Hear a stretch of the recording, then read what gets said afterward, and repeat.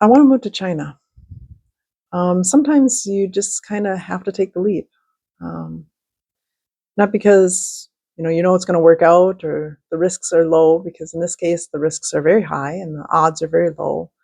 But staying is something that I think I will regret. I want to move to China. I think it might go terribly.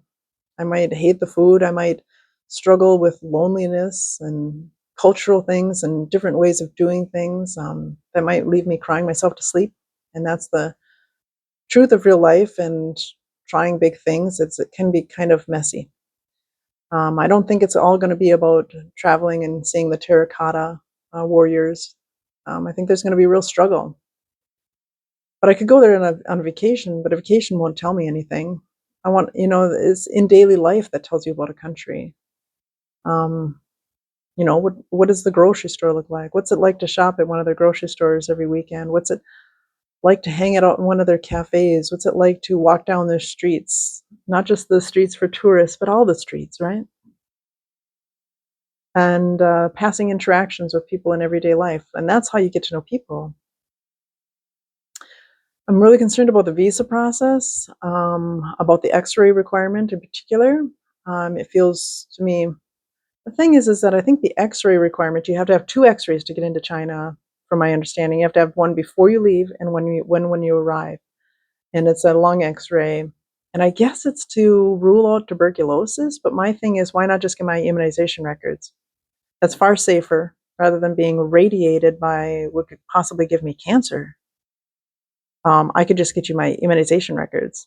And even a radiation, even if you see my X-ray, you're not going to rule out tuberculosis. You're only going to rule out that it hasn't damaged my lungs.